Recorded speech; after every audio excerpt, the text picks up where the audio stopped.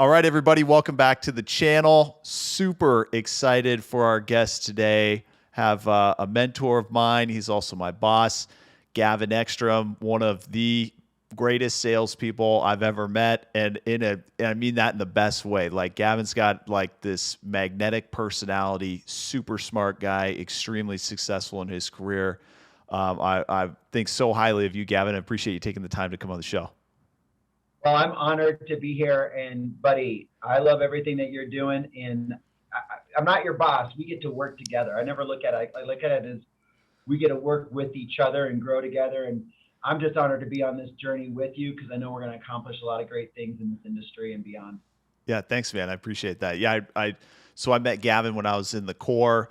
This was like probably three and a half, 4 years ago. I was in a money 101 class with Gavin and Rick Ruby, and Gavin's teaching this class with Rick Ruby, and he's just so on point. He's funny. He's going through his budgeting tips. He's got an unbelievable business, and I'm looking at Gavin like I want to be that guy someday. And then like a year and a half later, we're working together. So it's just Uh, funny how those things work out. isn't it crazy how like what we manifest, the things that we think about, we become about, right? And I think too many people take that for granted. And I think if we just even took time to manifest, like every morning when I wake up, I write 3 wins for the day, 3 things that I want to accomplish for today to be considered a win. And so then I'm manifesting that throughout the day. Now, I don't always hit those 3 wins, but when I go home at night, I revisit those 3 things and determine whether I hit them or not. And if I didn't hit them, no problem. That's what I manifest through the night as to why I didn't hit them, or I think about them a little bit. And in the morning, I'm refreshed and ready to go.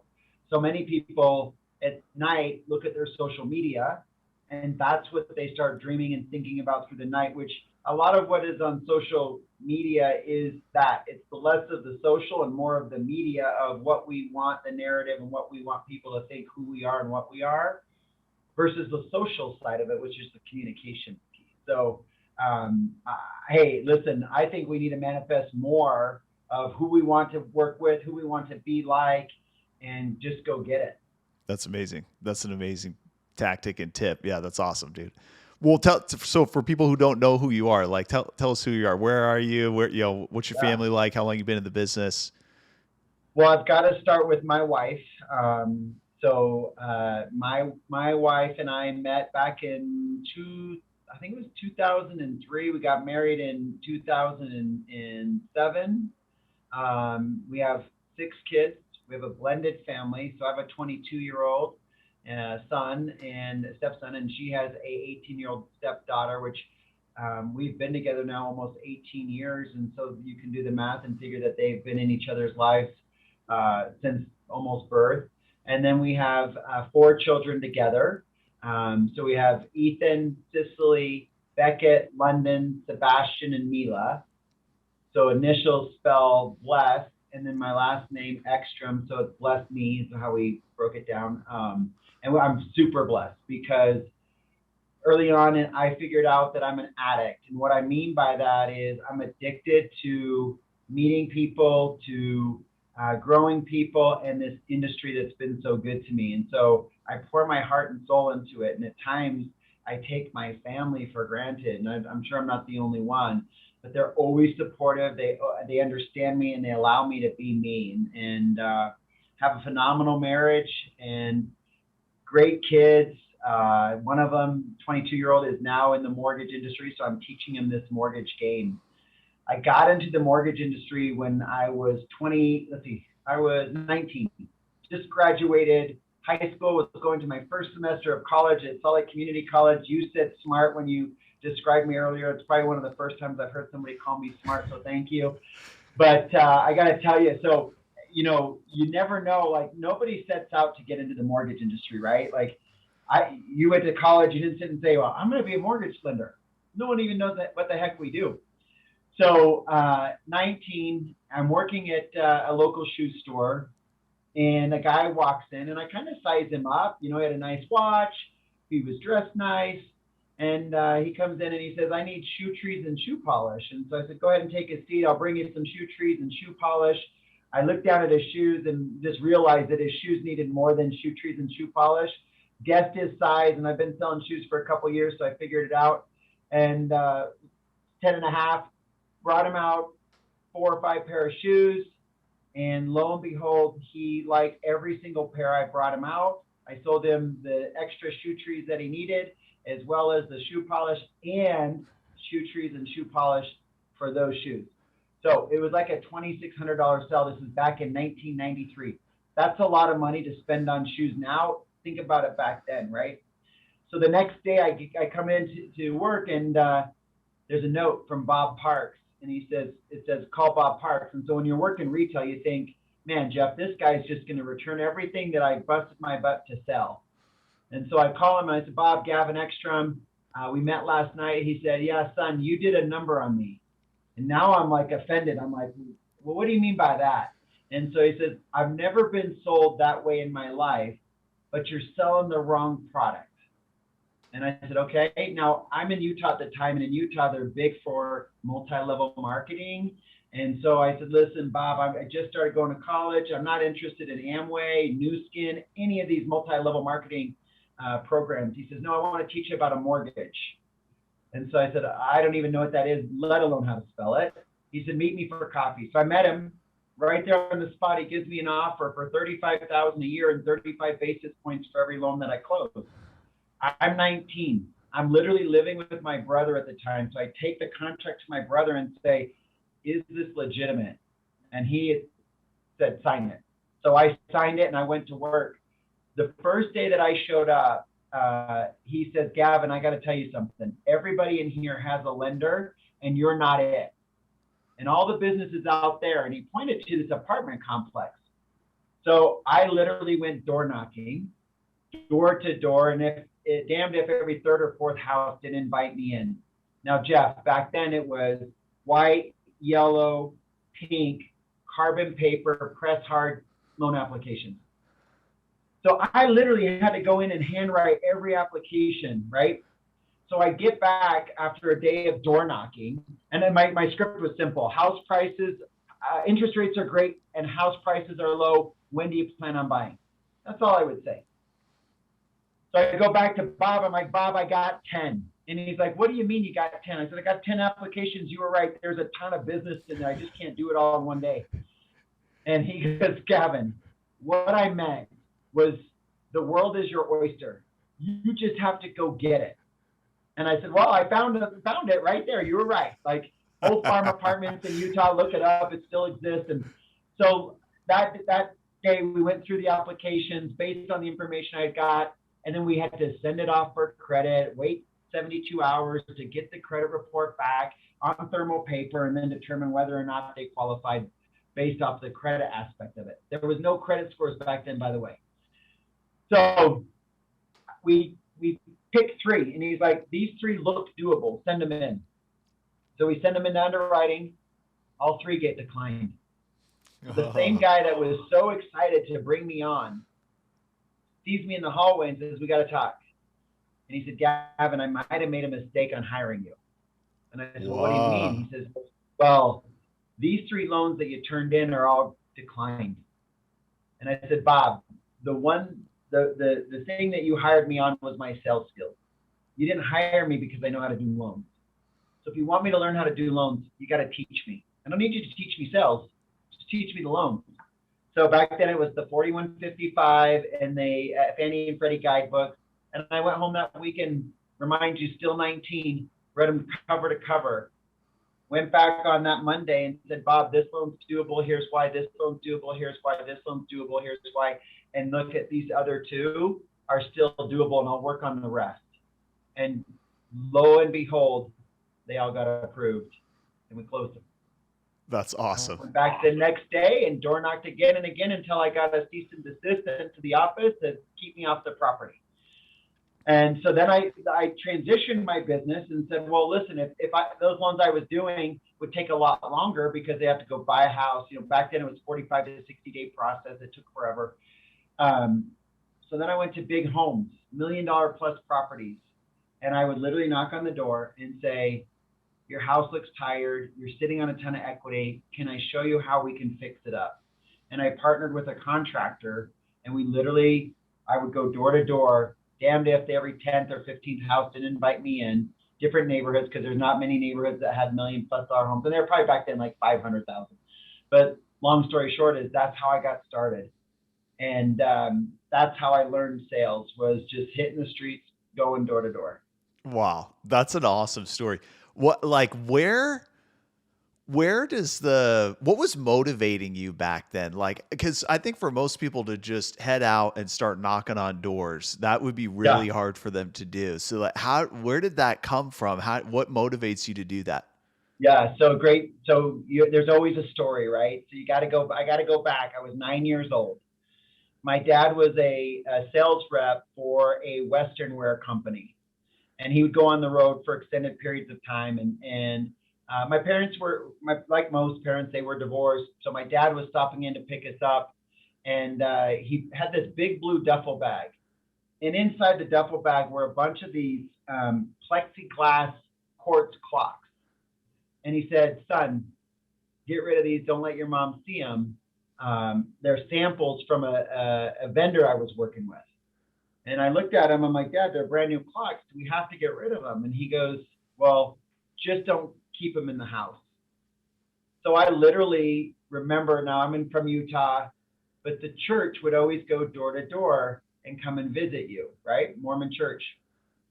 So I literally did what the church did and went door to door as 9 years old with these quartz clocks, and I would sell them for $5. This was back probably, 1984. And I'm 47. I feel like I still look young. So imagine me at 9. Yeah. Also imagine me at 19. Yeah. Right? Yeah. So lo and behold, I literally went door to door. I walked back that day. I think I had like a little over $100. And my dad said, what'd you do with the clocks? I said, look what the clocks did. They turned into money. I literally remember showing him the cash. And he's like, how did you do that? And I said, I just went and sold them. I asked people if they wanted to buy a clock. That was it. So that life experience, like right when I was 9 years old, transitioned into me going door to door in the mortgage industry. Then that transitioned to me going door to door to bigger homes, and really just figuring out how to do this business called the mortgage industry. Yeah. Doesn't mean I failed more than anyone else. I got chased off of properties, you name it. Yeah. But I was consistently working on my craft. And what I learned that helped me the most about the mortgage industry is understanding people, understanding how could I get people to do what I wanted them to do, right? And so working on the understanding of how the mind works and what makes people motivated, what makes people want to make a decision. Okay. Yeah, I love that. So and you're asking questions to try and uncover information and then figure out what's going to motivate them. Is that your tactic for, like, if you're standing on somebody's door, are you going conversational right out of the gate? You starting to just do a needs analysis, asking them a bunch of questions? Like, how would you attack that? Well, I learned that after saying like, hey, you're literally paying for somebody else's mortgage. We had this cute marketing flyer and it worked. But we literally, after I got good enough at business, I then hired people to do the work for me, right? So delivering flyers, I would have apartments being blasted with flyers that literally had it said, are you using someone else's toilet? Buy your own home, use your own toilet. Because it's true, right? They're renting. So I would get like hate phone calls. There was no email back then. I would get hate phone calls that I would then turn into healthy conversations about homeownership. But literally, I didn't know what to say, how to say it, when to say it. I learned that over time, right? And it probably took the first 6, maybe in the first 10 years of my 28-year career to really perfect it. Yeah. And what I find with most salespeople is they practice on their clients. What I have done early I practiced on my clients. Now I practice in private. How do I sound? How's my voice inflection? How's my body language? Being able to read that to not only myself, but who I'm speaking to as well. Oh, that's awesome. So you do that like in the mirror. Yeah. Yeah. That's amazing. I talk to myself a lot. Like you would never want to drive next to me. I'm not singing. I'm like having a conversation. Now it's a lot better because they think I'm on the phone, but I'm not on the phone. I'm just really talking to myself. Yeah. That's awesome. I don't talk back, so that's great. Like it's like my kids talk back, my wife talks back. I'm like, you're really nice. You're really a good listener. The most supportive audience you have. Yes, and I think that goes to it is your clients, your borrowers, your agents, your referral partners, the people that you're in relationship with will leave you clues if you just listen. Yeah. But I think salespeople are so wanting to get out what they want to say that they don't take the time to slow down and listen. Yeah. The one thing I've learned, and it's so powerful, is simply just the power of the pause, right? Is in conversation, take a second and just really think about what you want to say before you say it, especially in an argument or a very difficult time, is to really just pause, think through it before you say it. Yeah, that's awesome. I mean, you think about sports, like you've got to practice sports. You've got to put in the reps to learn how to be good at a sport. How many people are like putting in the reps to try and get good at their job? You know, it's like you kind of just go in and you start doing your job. You don't like intentionally take the time to practice the skills for your job and like hone those skills to then take them out on the field, so to speak. So that's awesome. Yeah. I think it was Kobe Bryant said it. He's like, you know, I perform when the gym is empty. Like that's my practice. I'm really performing for myself when the gym is empty. Yeah. And all the hours just to play 48 minutes in a game. Yeah. Right. That's it. And it's football, it's basketball, it's all of those sports. Like, but where do salespeople practice? They really don't. Yeah. Like they practice in the game. The game and practice is like one and the same. Yeah. The good ones, you, myself, I like to think of like, yeah, we practice in private. Yeah. Right. That's it. So now fast forwarding to where you are today, like tell us what's your business like today? Yeah. So after 28 years, I'm still super passionate about the mortgage lending process. For me, it's not about the money, it's about the impact. You've got to remember, like what we do truthfully changes lives. Well, and I got to say it differently because change is temporary, transformation is permanent. So what we do truly transforms lives, but we take that for granted because we don't see it. I got another story. So early on, I had a client, Guillermo, who reached out to me and his home was in foreclosure. And so he reached out and said, hey, I was referred to you. I'd like to have you come over and see if you could help me. So his house is in foreclosure. He's 6 payments behind. We pull money from his 401k. We bring it current, right? We refinance his house on a subprime loan. And then a year goes by, market goes crazy. He's sitting now on more equity than ever before. And Guillermo says, hey, I want to become a investor. And I said, okay. And he says, I want to buy my first house. I have it picked out at $60,000. Mind you, this was probably about 98. So I said, okay. So we look at his credit. He's been doing really well. We buy his first house. And he calls again about 6 months later, a second house.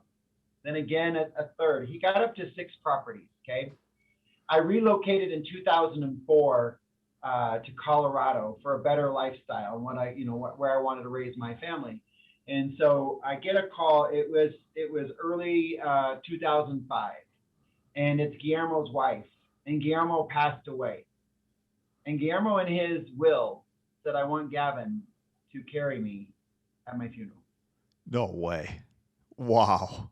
Talk about what we do and we take for granted the impact that we have on the lives of our clients. Now, I don't know that I'll ever be a pallbearer again at one of my clients' funerals, but to know that what I did left such an impact on him that he wrote about it and asked that of me, it's like motivating and just lit a fire in me to say what I do is serious and what I do is impactful and it's forever life changing. I've never called a client, Jeff, or had a client call me and had him say, you ruined my life because you put me into home ownership.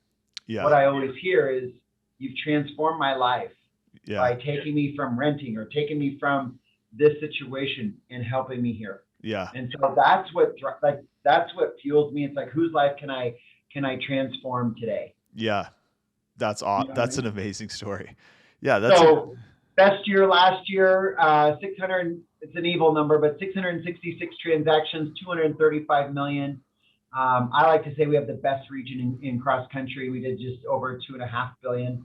You know, the cool thing about this region that you're a part of is we're just we're at a big company that operate like a boutique. Nobody gets lost in the shuffle. The support is there. Everybody's accessible. And I always say we're big enough to care, we're big enough to matter, not too big to care. And every loan makes a difference. yeah. And so we want every loan to be done that can be done here. Yeah. Yeah, that's how I feel here too. It's like we operate, it's almost like a company within a company. So you get the stability of a big organization, but you get like the culture and the process of a smaller company. It's like the best of both worlds. Yeah, because the way you guys run it, you do such a good job in the region. Well, it's the way we run it, you being a part of that. Yeah. Because without you, it's not the same. Yeah. No, I appreciate that. Yeah, that story about Guillermo, that's awesome. I think about like for myself, why do I stay in the mortgage business? And Yeah. when I started, my dad was in the mortgage business. That's kind of how I like heard about it. And I thought like growing up, I'm like, I don't ever see myself getting in the mortgage business. That seems so boring. And my dad was with Wells Fargo Yeah. and ended up getting a job at Wells Fargo, kind of in the subprime section of the bank, and we were selling like subprime mortgages for refis, HELOCs, and then high interest rate credit cards and auto loans and stuff to Yeah. people, with horrible rates. And I hated that because we weren't doing anything that was helping those people. We were just shoving products down their throat that really weren't a benefit to them. And then when I transitioned to like your traditional retail type of mortgage lending within Wells, that really opened my eyes to like, okay, I now have an opportunity to make an impact on people. I can do something that matters to them when they're under contract on a home and I call them, like they want to take that call because that's Yeah. the most important thing they have going. They're not dodging my call. So it's a Yeah. good feeling. Yeah. Yeah.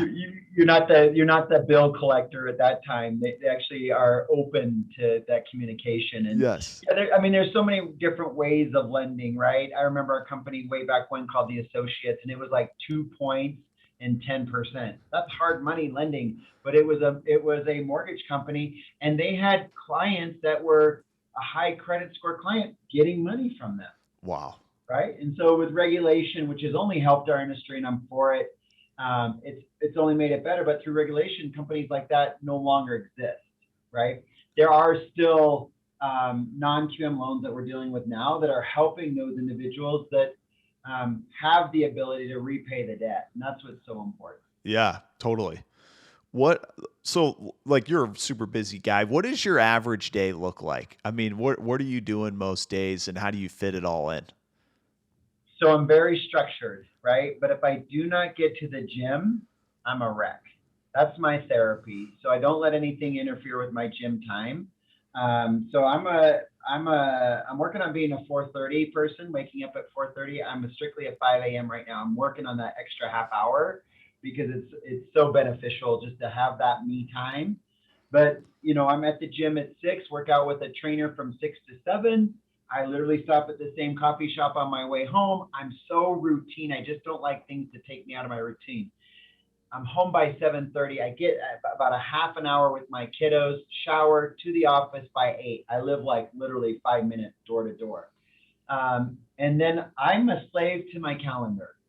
And so what I allow in my calendar during the time of 8:30 to 12 is the highest paying activities for me. And so I do a ton of recruiting. I do a ton of retaining, right? Agents and loan officers, that's it. So during that time, there's nothing else that's scheduled because that's when I'm at my best. So I feel like, and through uh, talks and stuff, I feel like my best time is between 9 and 12. So I need to be at 10. I need to have the highest level of energy, and I need to be going between that time. After that, I can be what I call my yellow time. I don't have to be as exciting. I don't have to be as relevant. And so I schedule a lot of my meetings, such as my team meetings, are in later afternoon, because I just have to go in and do a little coaching, a little leading, but I don't have to be a 10. Yeah. And then anything after 5 o'clock is red, where basically, and it's not 5 right now, so don't worry, but I just have to show up. Like I have a dinner tonight. I don't need to be at dinner. I don't need to be at dinner bouncing off the wall. I just need to be there, be engaging, but I don't need to be coaching and mentoring, and you know what I mean? Yeah. So I really structure my day that way, and it's very routine. Yeah. It is very routine. I follow the theme days for the core about 70% of the time. Okay. Outside of that, the other things that I need to do to get me to my goals. Yeah. What do you do when something comes up in your day that's like some kind of urgent matter that needs to be addressed, and it's, in that green time space? Like what do you do? It has to be like literally someone's either going to quit or someone's going to die. Because if it involves a moving truck, I have a phenomenal support staff that you have as well. Bill, Chris, Alexa, Paula, Amber. They are more than qualified to handle those problems. So any escalation should never come to my desk, because it's got to go to them. Because I'm busy. They're going to be able to handle it a lot quicker. Yeah. Now, I want to know about it, so I'm aware, but I can't handle it every single time right then and there. And I don't want you to wait, because I'm impatient. I don't want you to wait for me. Yeah. You know Absolutely. what I mean? The other thing too is I tape my schedule outside my door so people can see what I'm doing, what I'm working on. Oh, And that's if good. there's white space, they can come in and interrupt me.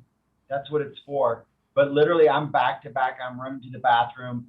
It makes the day go by fast. At the end of the day, Jeff, I can sit and ask myself, did what I do today get me closer to my 3-year, 5-year, 10-year goal? And if the answer is no, why not? If the answer is yes, then I like my schedule. So there's the 3 F's in your schedule. And I think everybody that's listening should write this down. Your schedule needs to be full. It needs to be fulfilled, right? And it needs to be fun. So any obligation, you need to make sure that if it's on your schedule, you're doing it, right? So no white space, top to bottom. But what I was finding, I was back to back to back in appointments, and then I get out of these appointments, I'm like, that wasn't fun. I didn't like it. And so now I go back and I'm like, my schedule over the last 6 months, I've really worked on adjusting it, is doing everything that I want to do. I don't feel like I work for a living. I get to come and hang out with my friends. And that's like, I jump out of bed and I'm on vacation. I can't wait to get back because I get to work with my friends.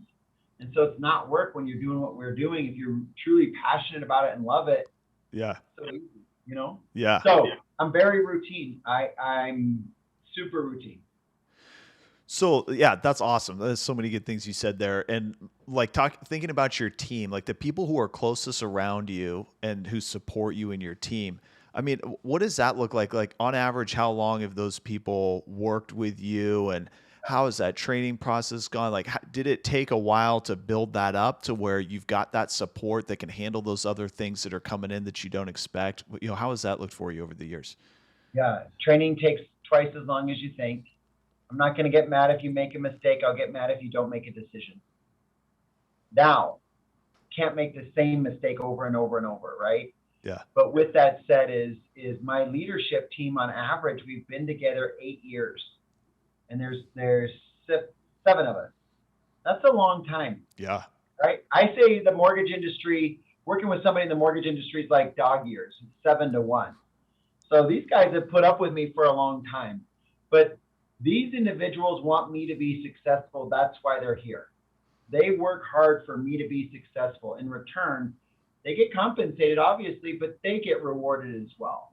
And so we have our core values, which the acronym is legit: loyalty, energetic, growth-minded, impactful team player, right? We hire and fire to that. If we hire and fire to that, training goes easier, and the longevity of a client staying and being loyal last a lot longer. My personal team, on average, we're probably about 4 years, maybe 5. Okay. And literally, I am coaching them consistently, Monday through Friday, and I bother them sometimes on a weekend with a text message or a thought. Um, but ultimately, I would say we've been together about 5 years. We've made a lot of mistakes, right? And I'm okay with that because that's how we're going to learn. Yeah. Yeah. That's So all. a lot of we have to remember our team. A lot of our teammates are they're praise, their words of affirmation. They want to know that they do a good job, right? Where us salespeople, we're more of like, hey, just give me a high five and that's cool. But most salespeople, or most internal people, ops people, they want a high five and a hug. They want to be told they're doing a great job. We're like, show us give us the competition, show us the paycheck. And so, in terms of team is, yeah, I'm not afraid to reprimand.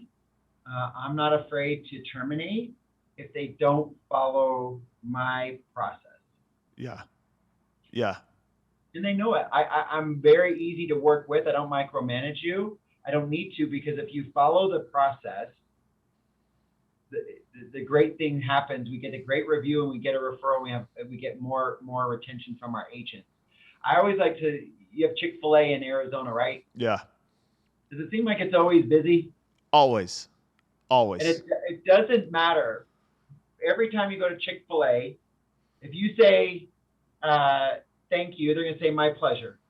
You're going to get the food, and it's actually going to taste good for what it is, right? It's consistent. Yeah. Consistency creates credibility. Yeah. No matter how long the line is, it's consistent. So how is it in the mortgage industry that it's okay that we don't call someone back, or it's okay that we were a little longer, we missed closing, or whatever it is, because we were busy? Does that make sense? Yeah.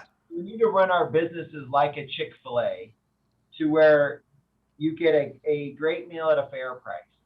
And the service is, for what it is fantastic. I want Ruth Chris service with a Chick-fil-A price. Yeah. You know what I mean? And so that's our team, is like, we consistently talk about it. How is it that McDonald's has over 39,000 restaurants, and no matter what, it's 2 pickles on every cheeseburger, no matter which one you go to? Because there's a system, a structure, and a process behind everything. And that's what we've developed.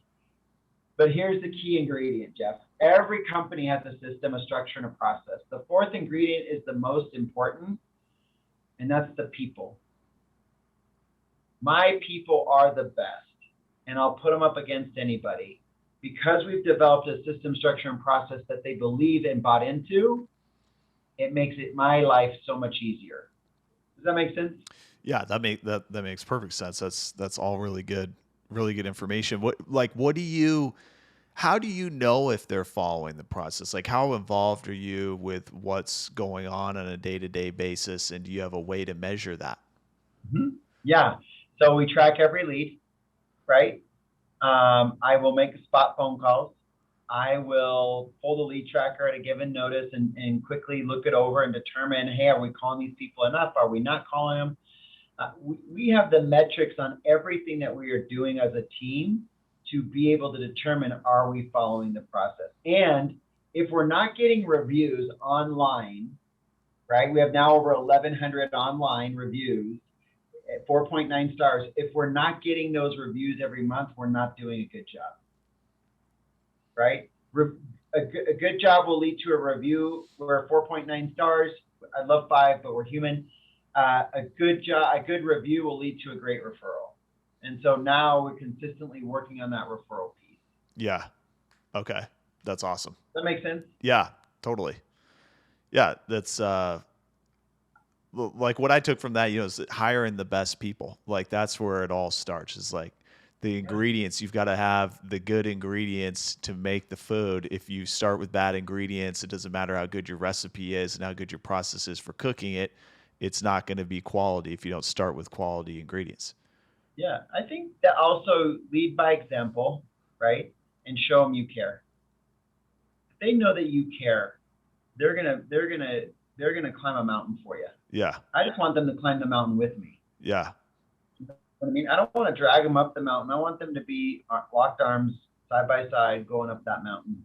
Yeah. And sometimes we have teammates that don't see it that way and they don't make it. And I'm okay with that. But I have a theory too. If the employee fails, it's the manager's fault. So if someone I hire fails, it's my fault. I mishired. And a bad hire costs you 140% of their salary. So whatever their salary is, take that by 140%, and a bad hire will cost you that. And I've had them, but I've structured around to find like who's going to fit in my wheelhouse. Yeah. Yeah. Well, yeah, you have an amazing team. Your numbers speak for themselves. What do you think? Not so much starting out this year, but yeah. we'll be back to more calls. This is a challenging market right now, no doubt. What do you think is the biggest factor that separates like the top 1% originators in our industry from everybody else? Like what's getting them to a higher level than everybody else? Well, we only have 24 hours in a day, right?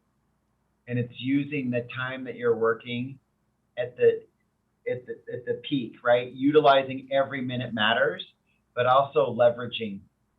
Like I'm leveraged. I'm a master delegator, right? If I don't want to do it, I need to have someone on my team that will be able to do it, even to the littlest things.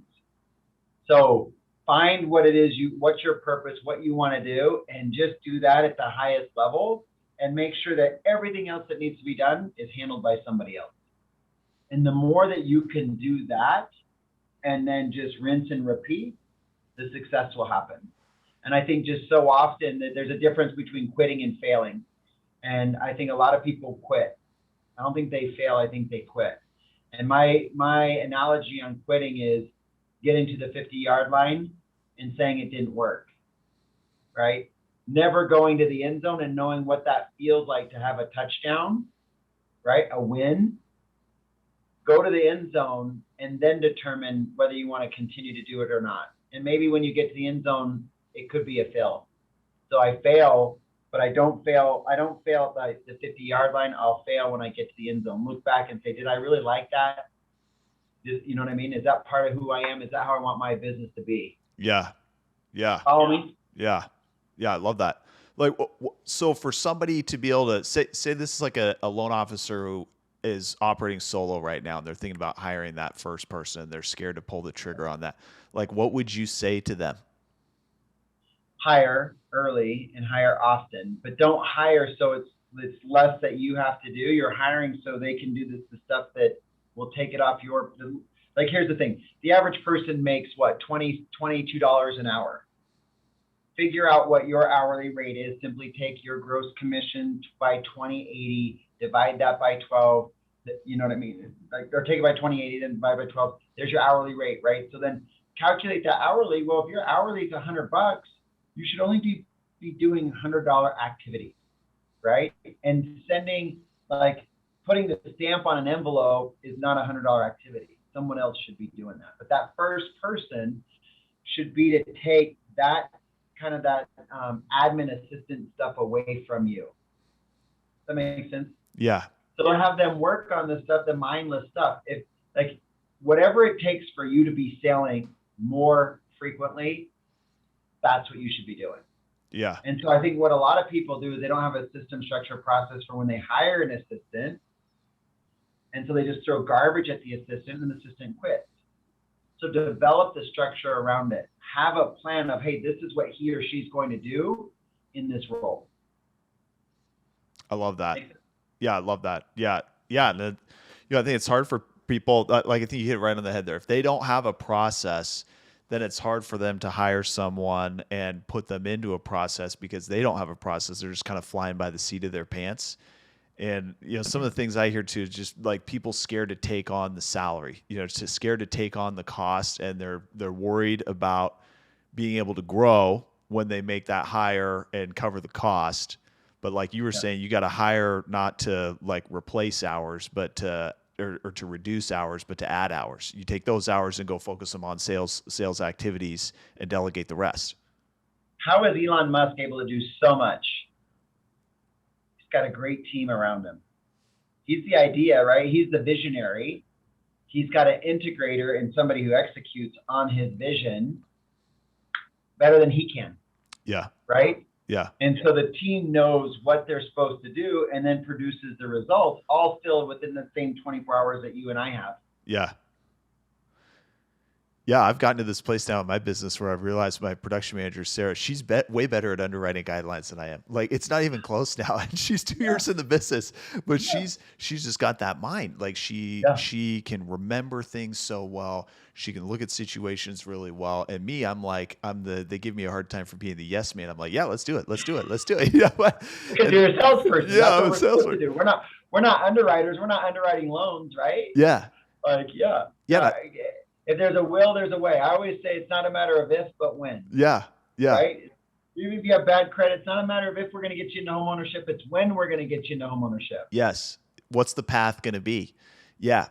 But you can get these different personality types around you that complement your personality. And then all of a sudden, like now you're really hitting on multiple cylinders because you've got people who can look at things a different way. And I've gotten to that. I've had this epiphany over the last year. I'm like, wow, I need to get out of that space because I've got people on my team who are better at it, and it's better for our clients. It's better for me. It's better all the way around.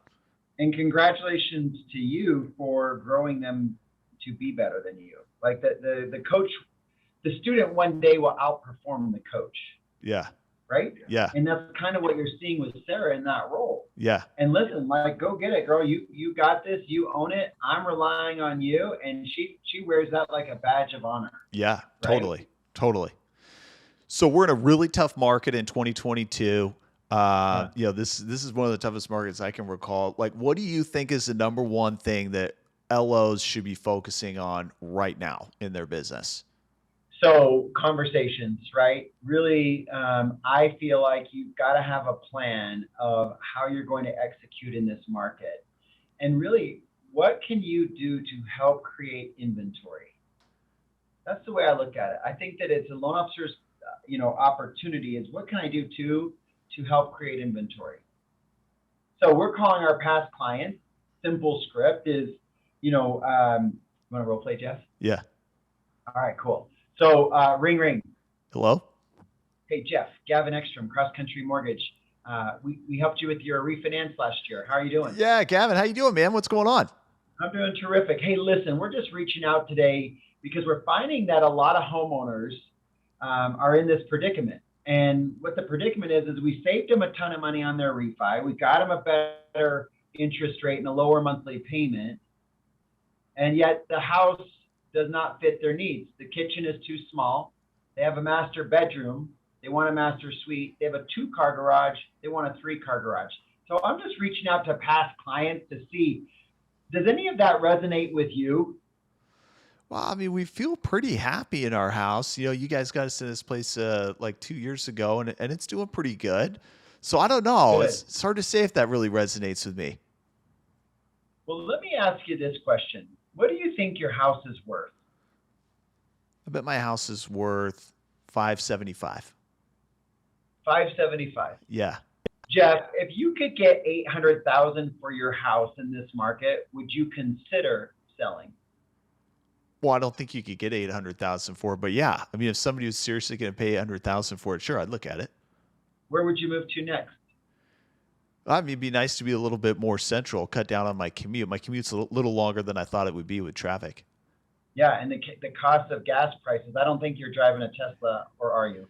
No, I'm driving a huge diesel truck. Oh, wow. Okay. Well, you're saving a little bit, but it's still super expensive, right? That's right. But tell me about that house. How big? What's the square footage?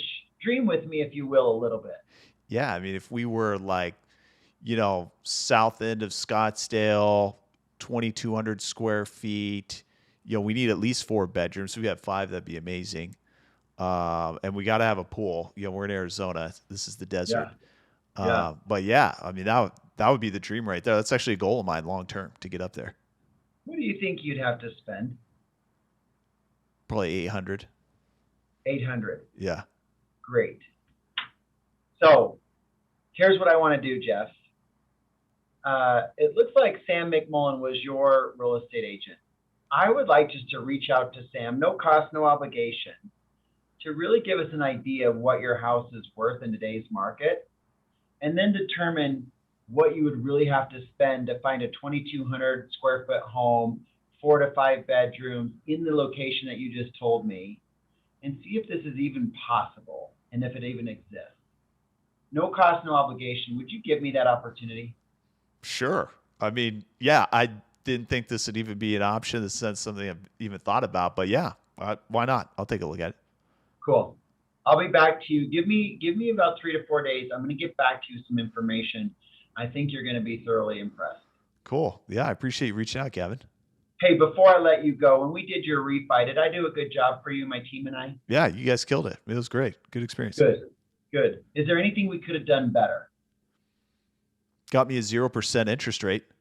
Hey, don't be surprised when I call you one day and we have that. I mean, 2.99 is pretty good, but don't be surprised if one day there's a much lower rate. I don't know, but knock on wood, I hope that happens for all of us. But outside of that, anything inside my control we could have done better? No, it was great. Nothing at all? Nope, it was good. That was probably the best refi we've had. Good. Hey, can I count on you for one thing? What's that? Can you find me one person that's looking to buy, sell, or refi this year? I could probably do that. Cool. Yeah, you know of anybody right now? Nobody's coming to mind right now, but I'll definitely think about it for you. That's all I can ask, buddy. I appreciate you. I'll be in touch 4 days, okay? Yeah, good to talk to you, Gavin. Cool. So 2 things I did there, Jeff, is I programmed you, Reticular Activator, right? Your RAS. I dropped the seed that maybe this house really doesn't work for me, and maybe we can get there sooner. Follow me? Yep. If Jeff has a 2-car garage at home and all of a sudden he's driving in and he's thinking about our conversation, he's like, damn, I really would like to have a 3-car garage. Yeah. Right? Yeah. And lo and behold, guys and gals, don't think for a minute that the market's not moving that fast, or that somebody that just moved from California with a ton of cash isn't willing to give Jeff 800 grand for his house. Yeah. We see Those are all, we talked about manifesting and limiting beliefs. Those are all it. You're already starting it. Don't. This market is a freight train, and property values are increasing faster than any agent or appraiser can imagine. But now we're having that conversation, right? Now I'm calling Sam, his former agent, and saying, Sam, I was speaking to Jeff Smith, and Jeff has this idea of a property. Do you think it's out there? And do you think off market we could push Jeff's house to 800 grand? Most agents in this market are willing to take the opportunity. Yeah, no doubt. The problem is we're not taking the opportunity to tee the agent up in that way. The other thing that I did is I programmed Jeff for a referral, which we all do a horrible job at doing throughout the process. And so I program him again at the end. And now when I call him in 4 days, I ask for that referral. I love that. That's amazing. Slow down to speed up. Yeah. That's so intentional. It's so well thought out. Like you're adding some value for a client that they may not even know exists, and you're asking for the referral. Get them to dream a little bit. Yeah. You said 5 years. Get them to think of, well, what can we do in 2? Yeah. You know what I mean? Yeah. So much opportunity out there in this market right now. Timing is everything. And if we make these calls happen, we can start one by one building our own inventory off market to help match buyer or seller and seller with what and who we know. Yeah, that's awesome. I love that. Okay, one final question for you here, Gavin. So I'm big on like systems and processes. I'm a pretty routine oriented guy as well. Like what's just one regular system or process that's you feel has like helped you the most in your life? We talked about it. It's the schedule. Yeah. It's just being a slave to the schedule. If it's on the schedule, I do it. If it's not on the schedule, I don't do it. Everything has to be on the schedule. And you have to then hold yourself to the schedule. But what I find is most salespeople are like, well, I'm self-employed. I don't have a boss. Why should I be told what to do? Why should I plan my day? It's like going out to sail with no sail, no Yeah. motor, Yeah. and going into the middle of the ocean. Good luck. You're not going to make it. Yeah. But if you simply take the time to focus on your schedule, you'll get so much more accomplished, and it's a much better life. Like when I go home, I'm able to go home, right? Because there's nothing on my schedule after 6:30 other than family. And as long as I do everything that I need to do prior to, I'm not taking work home. Now, am I perfect? No. But I'm focused on it. And then I'm engaging, and then I'm with my family and I'm present. So when the days happen that I say, hey, I have to work late, or hey, I've got to go on this work trip, I'm able to do it and not feel guilty. Yeah. Work is what we do, it's not who we are. Don't let your day job define you as a person. Yeah. That's amazing. Yeah. Yeah. That's such a great tactic. Easier to hear about it than it is to execute on it. Like it really takes a lot of discipline to execute on that. And you have to be realistic with your calendar. Like I think sometimes I've struggled with that. Of like I set up my calendar. I'm like, oh, here's how I want this to go. But I'm not like scheduling it out realistically, giving myself time to do some of those things that I know will come up. So it's like to really taking the time to be thoughtful, like you said, of set that calendar up so that you can actually follow what's on there. There's times where I look at my day where I'm like, how am I going to get through it? And lo and behold, we get through it. Alyssa, my assistant, is so amazing. We go through, so on Wednesday, we go through the next week's schedule. And I double check it and make sure the things that are on the schedule are things that I want to do. And if I can't do it, somebody else can. So I revert them to that person. Does that make sense? Yeah. And so then that way I'm always like excited. Like I see the podcast on here, I'm super excited to do it, right? Yeah. I'm only doing the things that I'm excited to do. And I think so often, here's what happened. I always go back to these stories. I remember I was about 13, maybe even 15 years old, and my mom, who raised us, worked 3 jobs, and just to keep food on the table, and just a workaholic, and did everything she could to just provide, and we never went without. We were never financially wealthy at all, but we were with love and appreciation and community. And so I remember my mom telling me, Gavin, when you go to work, you just go to work for a paycheck. You're never going to really like what you do. You have to do it because that is your obligation. And I thought about that, and that resonated with me for so long that I knew damn well that was not, you always say, take your parents' advice. I was never going to take that advice. And so I knew when I found this job or this career that this is what I was destined to do. Yeah. And so that always resonated with me. I'm like, I'm always going to do what I want to do and what makes me happy.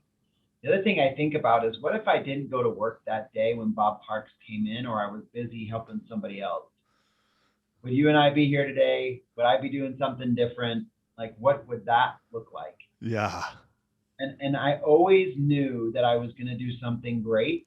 I always did. Like, someone posted something about me, and one of my classmates from junior high said Gavin was always unique. He always talked about doing something, being a millionaire, and helping others along the way. And he's living out whatever it was that he manifested when he was that age. So, yeah, I'm just living proof of it. I'm not the smartest kid in the room, didn't finish college, but with the right resources and the right people around me and God, I've gotten to where I want to go at this point in my life, but there's still so much more that I'm going to accomplish.